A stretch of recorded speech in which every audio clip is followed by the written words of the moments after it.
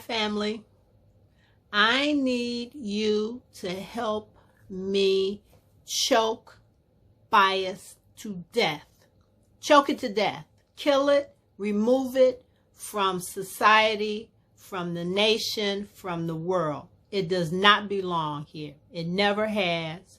And we've got to figure out a way to get rid of it. Now, bias is a prejudice against a person or a group of persons or a thing. There are two types of bias. One is implicit and also called unconscious. And it is that. It's bias that we have that we don't know we have. And but we move through the world with it in the back of our minds, and it causes us sometimes to not be as fair as we should be.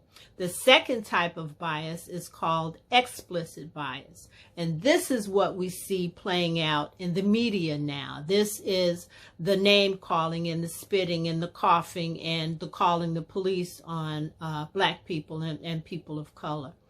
That is intentional hatred. Very intentional. People know that they have a bias.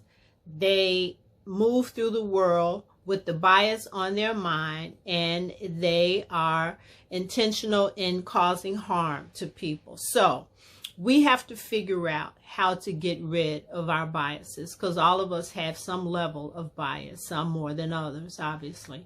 So let me give you two references. One is to go to Harvard University's website, and I want you to type in the Implicit Association Test. IAT, the Implicit Association Test. There, pull it up, and I want you to take the test. It will give you such an awareness of who you really are. And if you can remember, when I first started doing these videos, I asked you who you were.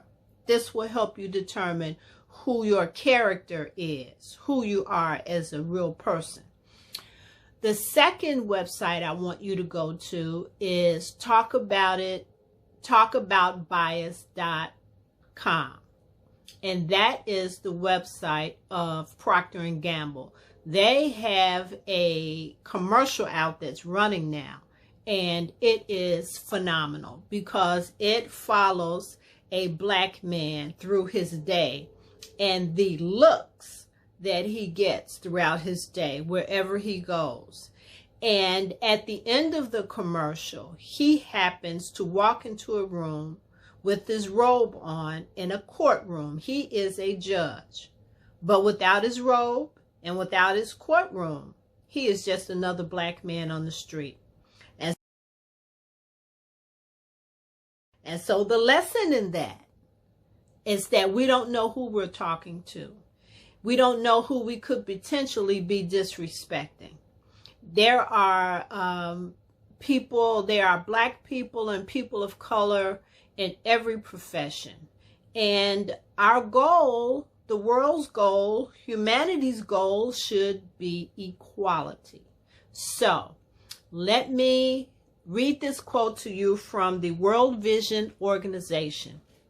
And it says, God also calls each of us to be good stewards of our gifts. As Americans, we have the gift of influence with our government.